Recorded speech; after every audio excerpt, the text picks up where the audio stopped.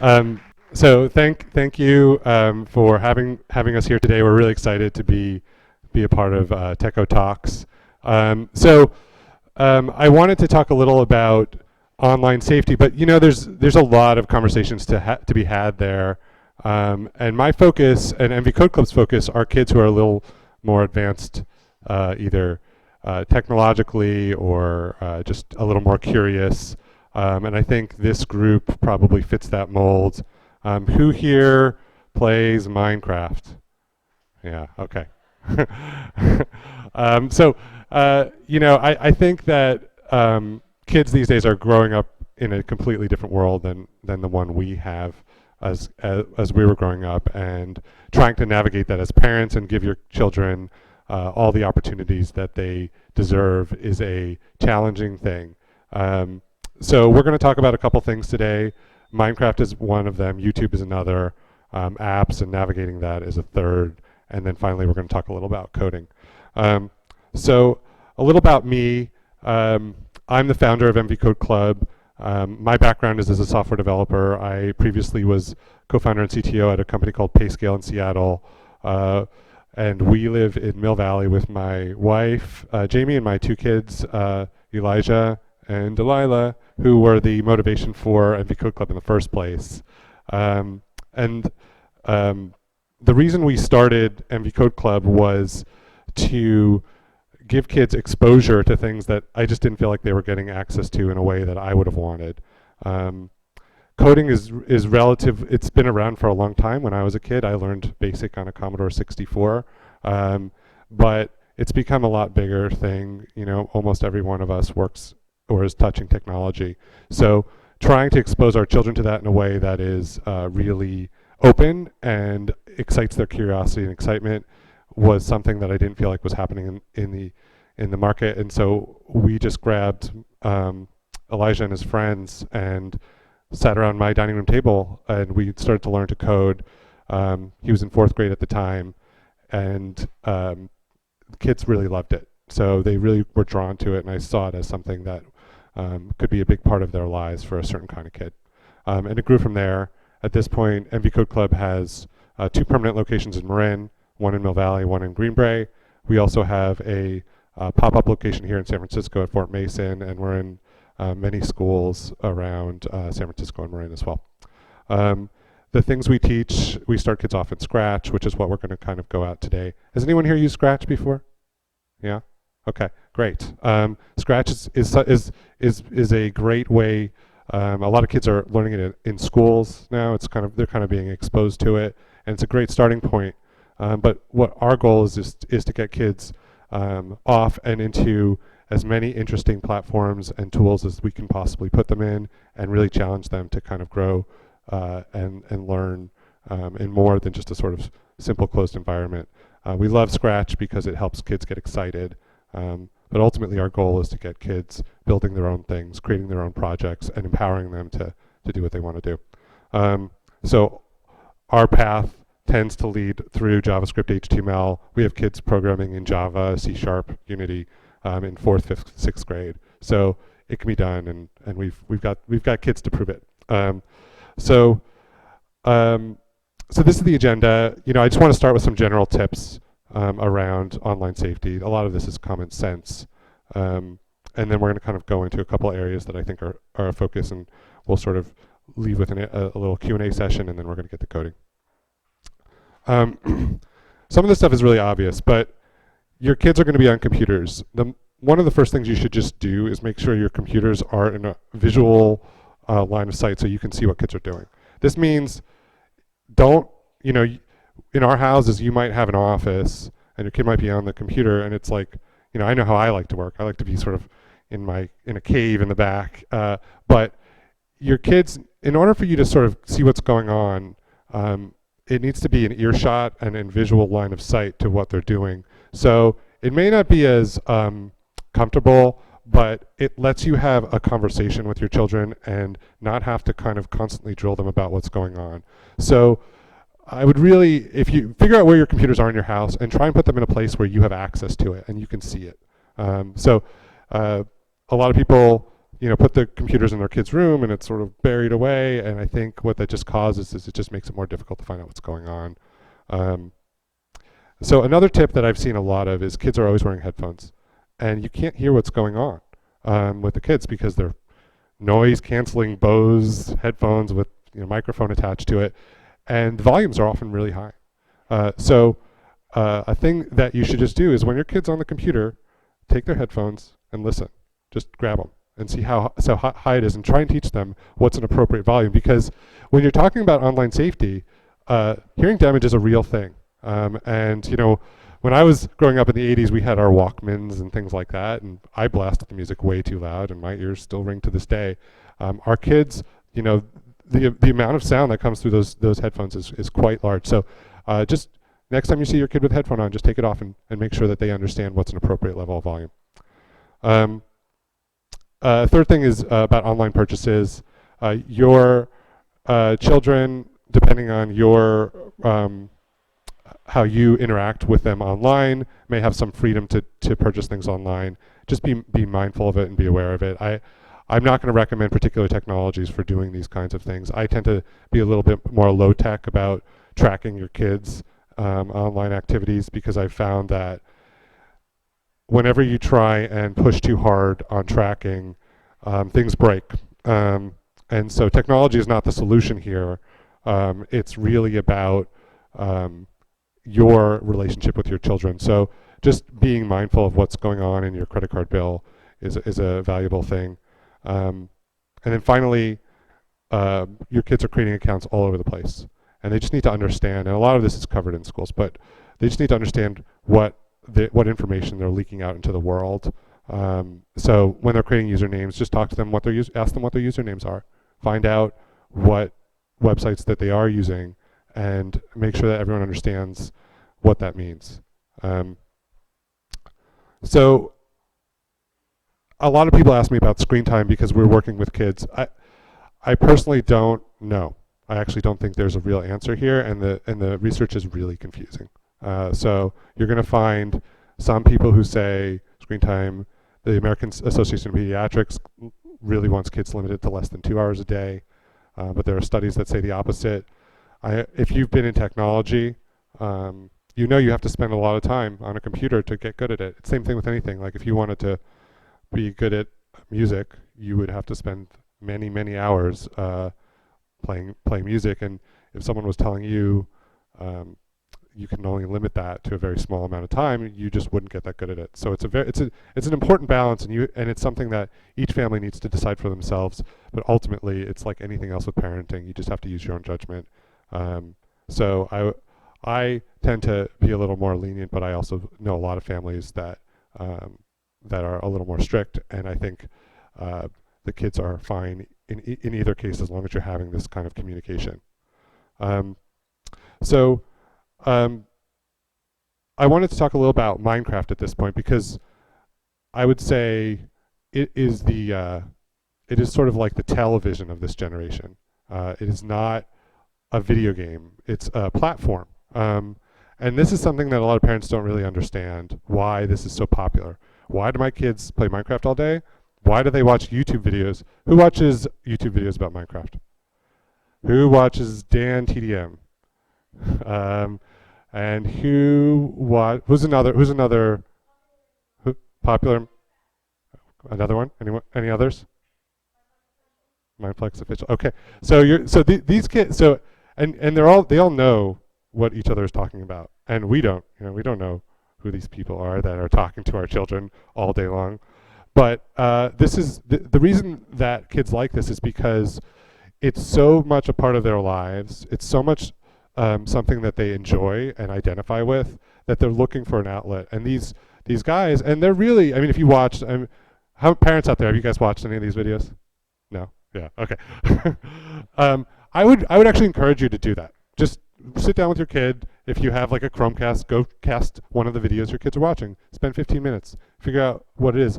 Generally, Minecraft is one of the saner, more safe places for kids to be online. And some of these guys, they're all British and they're all funny, and they really entertain the kids, and they try and teach them about Minecraft. But when it comes down to it, Minecraft is really a platform. It's not just one game, and it's sort of like Legos meets mini games. So if you had a Nintendo at home, Minecraft can pretty much play any game your Nintendo can play. And when you see your kids, and we're going to talk about this in a minute, about how that looks, you're going to see why this is important, and some of the things you should be aware of around it. So at this point, I want to do a little demo of Minecraft. So I have a Minecraft expert with me. Delilah, do you want to come up here?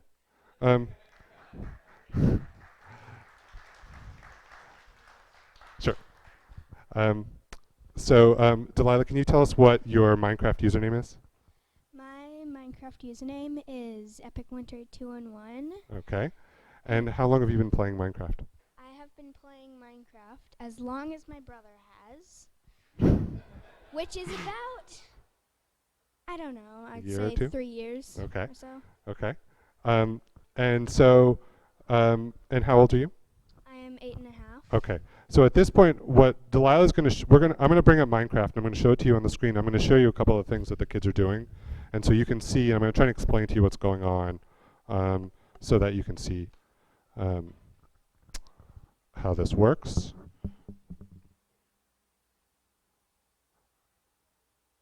And so we're going to log into Delilah's account. Let's see. And so Delilah's gonna show us Minecraft a little bit. And I'm going to talk to you about it. So when kids are playing Minecraft, some of them, when they all start sort of building, and so it's really safe when they're sort of on their computer building. Or for those of you who haven't let your children be on Minecraft, they can be on the iPad, and there's no interaction with other kids. Like, this is actually something. Okay, so just use the keyboard. So when kids are building by themselves, it's sort of like as if they were playing Legos, and so they can get pretty adept at this stuff and build pretty complicated structures. And I'm sure they've shown you some of this stuff. So this is probably where everybody starts in Minecraft, as they start building things. And this is, for as far as age appropriateness, this is something that as soon as your kid can kind of like interact with a computer and even an iPad, this is something that they can do. And this is really not very concerning. And most of you have started probably are like, okay, I've seen this. This is not that interesting. Where it gets to be a challenge is when the kids start to go on other servers. So who here goes on other servers? Okay. So what's your favorite servers? Anyone have any favorite servers? Mineplex, right? Okay. Hypixel. Okay, right. So servers are actually run by companies. They're sort of separate for-profit businesses that run a physical infrastructure to let kids play these games. So at this point, what we're going to do is we're going to quit out of this server. We're going to go into what's called multiplayer, and we're going to go into Mineplex because it's one of the most popular one, right? So here, okay. So look at Mineplex now. Does it look a little different than what we just saw? It's crazy. It's like there's ads here. You can see there's ranks, and there's a million kids around here. So Lila, why don't you say hi to somebody on the server? So kids can also talk to each other. So here's Delilah. Someone will probably come in a minute. And the difference here is whose parents have your kids said, I'm on Mineplex. Can I buy something? Have you ever heard this before? Parents, anybody? Okay, maybe I'm the only one. But a lot of what's going on here is this stuff is free. Kids can go on any of these servers they want, but there is a profit motive. And so in order to get there, what happens is it's like an in-app purchase model in the same way you might have with your apps. So the kinds of things that kids can do is they can buy buy what are called ranks, so that they're kind of given some extra notifications on their account, so that they're distinguished from their friends. They get special privileges. So the way you should think about this stuff is, if you buy games for your kids, like if you buy video games for your kids, or you buy anything that's just for fun for them, this fits in that model of things that they can do for fun. So Lila, why don't you go into one of the games and show them what it is, and why kids like it. So she's going to go into she's okay. So she's going to go into the feather. Okay, so these kids know exactly what I'm talking about here. Um, so um, so what kids do is they play these sort of games. We're not really going to spend a whole lot of time, but you can see there's like a game starting. All these kids are playing around, and you can see kids will start talking to each other. Some concerned parents have is who are these children? Who are these people online with my kids? How do you know who this is? You don't, But for the most part, these are pretty large groups of of kids, and it's for the most part it's pretty sane, and they monitor these servers. So if you go to servers like Mindplex, your kids are going to be pretty safe online. There's not going to be a whole lot of online activity that's inappropriate, and people will get booted from these servers if there is problems. So so they play these games, and then ultimately they start saying, well, I got to do better at the game. I got to go buy some stuff. So at this point, we're going to drop out of the game. So thank you, Lila, Epic Winter 211. Thank you for your help. And I'm going to just show you what this looks like, what the in-app purchase experience for Minecraft looks like. So that when your child asks you what, oops.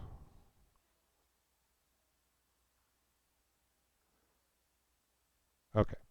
So this is Mindplex, the server we were just on, and they actually have a website. The key thing here is shop, because that's what they want you to do.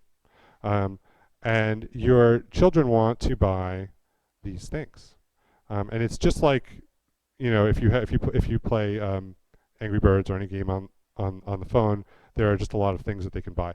So they sort of generally tend to fall in the same categories. There's sort of like, they call them ranks or statistics or something like that. And what it is like you can pay, in this case, $22, and you get a special rank, which gives you special privileges in those games we just saw. So maybe your kid can do a little bit better. And so they kind of keep going up in price. Here's one that costs $68. And so, does your kid need this? No. So if you are getting if you're hearing about this from your family, from your kid, my friend Ari just got Ultra, I need to have Ultra. They do not need any of this stuff to play the games. This is just something that you'd give to them like any other present or toy. So so that your ammunition is no, you should feel confident saying no if this is something that's part of their lives. The other kinds of stuff that they would get are just things that in-game currency stuff that just helps their experience in the game. But they are actively marketing it to kids, so it's something you should be aware of. But it's not the first time kids have been marketed to, and it's something that when you see your kids online, this is what you're going to see. Like anything, just be aware of things like subscriptions, because in this case, you'll see it's a subscription, so you're going to get billed out every month, and they do make it, like a lot of subscriptions, a little bit more challenging than you think to get out of the subscription. So that's a little about the sort of world of Minecraft. There are thousands of servers like this, but most kids end up on the same one. So if you haven't started with Minecraft yet, it's usually pretty safe to start with what's called Pocket Edition, which is on your iPad, and kids can actually just use that in that sort of first mode that Delilah showed you, and then later they can go off into the sort of computer or Xbox versions of it. So if you're uncomfortable with the idea of your children going on to servers with other kids, the Pocket Edition, which you can just download from the App Store, is totally fine. So the last thing you'll find is if your kids are on Mindplex, they're going to want a server, right? Who has their own server? Anyone have their own server? Okay, we have a couple kids with server. Who wants their own server? Yeah, a couple more kids want their own server. So the reason kids want their own server, it's like their own little clubhouse. It's a place for them to just invite their friends and build things just so their friends could come. This is actually a great way for kids to kind of connect with each other. Usually these servers are whitelisted. This just means that you just basically set a list of your children and their friends, and they're the only ones who are allowed on the server. So this is a really easy way to control what's going on because you know those kids. It's your son or your daughter and their 3 or 4 closest friends. And there's a couple options. There's Minecraft itself runs one called Realms. Tends to be a little more expensive, but it does mostly what you need.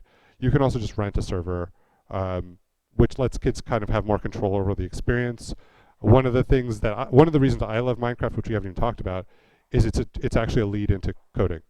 Most of the kids start to want to control the environment. Those games you saw are programs that are written by developers. Kids want to make their own games. So renting your own server lets kids do that. And it's actually part of our program.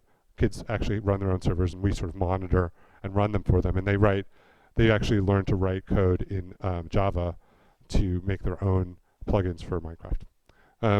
So if your child if you find that your child starts asking you for a server, that's what this means, and that's what these things would start to look like. So that's it about Minecraft. The other two areas the next area I want to talk about was sort of YouTube, because it's actually really closely connected to Minecraft. Because like we said, there's all these guys online, and what they do is they just sort of show these videos of kids of people just playing games, and this is a huge industry now. It's like YouTube just launched a new channel that's entirely devoted to streaming video games, and there are other companies like Steam and Twitch which do the same thing. So your kids are on YouTube a lot. YouTube's a little bit of a minefield. So there are some things you can do to kind of help there. But before I get into it, YouTube, the way you need to think of YouTube is it's just like television. It's like cable television. When I was growing up, I remember when we went from like UHF and VHF to cable television. And we went to all these channels, and there was a lot of stuff on there that we should not have been seeing. And my parents weren't home, and had one of those boxes, and you managed to kind of get in there and see things you weren't supposed to. And guess what? That's what sometimes happens on YouTube. So in order to control that, there are some things you can do to fix that.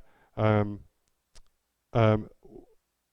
first thing you need to do is just stay away from YouTube comments. It's really the cesspool of the internet. It's a terrible thing. You do not want your kids kind of spending much time. You do not want them creating accounts or interacting on YouTube. It's not like Minecraft. So just teach your kids to avoid participating in those threads because Google does a very poor job of monitoring YouTube comments. The main thing you can do is what's called restricted mode, and I'm just going to show you on YouTube how you get there. And what this does is Google will restrict some of the videos that you can see.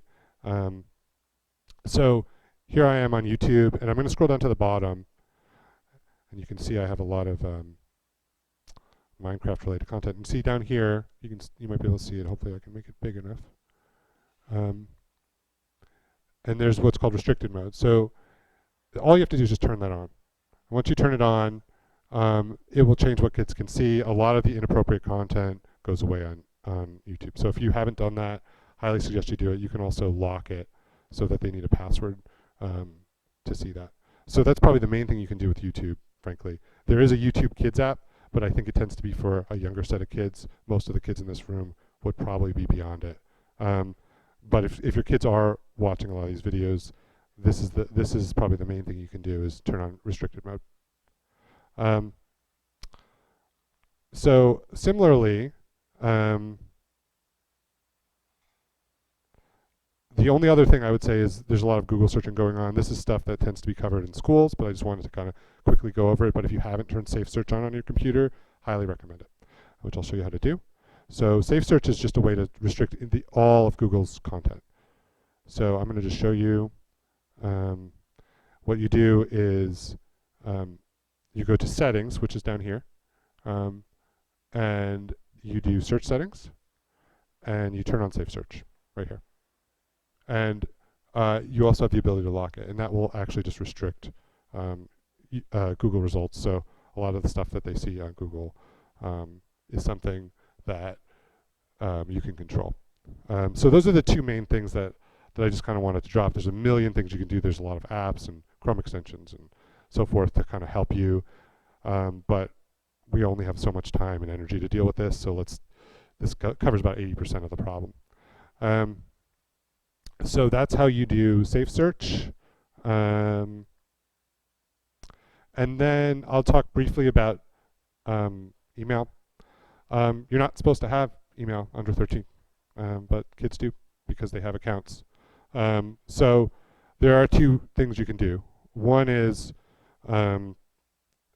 if you don't know this trick in Gmail, what you can do is just put a plus sign after everything in your email, and it can then go to your account. So if I put, my email address is doug@mvcodeclub.com.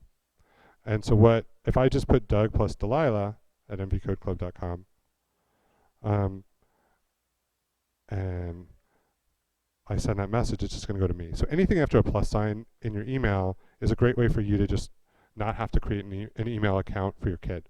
So this goes just to your email.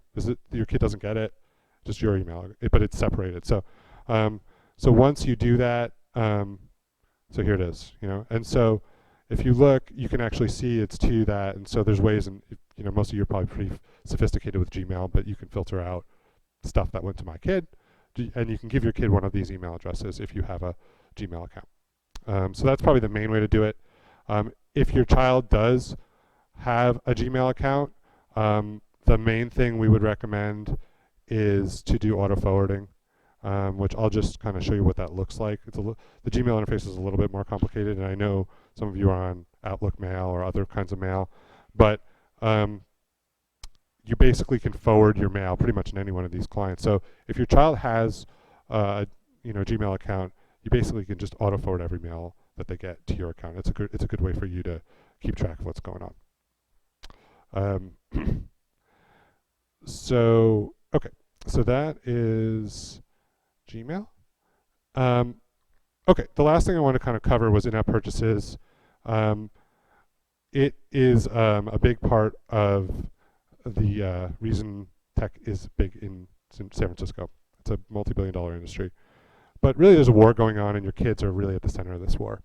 Every one of these companies, Google, Amazon, Apple, every company is making money off of this. So I just want you to, before I switch to the next slide, I want you to look at the numbers. Google has to pay $19 million. Sounds like a lot of money, right? Apple has to pay $32.5 million. Amazon just refusing altogether to pay anything, okay? And what's happening is kids are buying things in apps, and these guys are making a lot of money. Turns out, $32 million compared to $500 million in a week.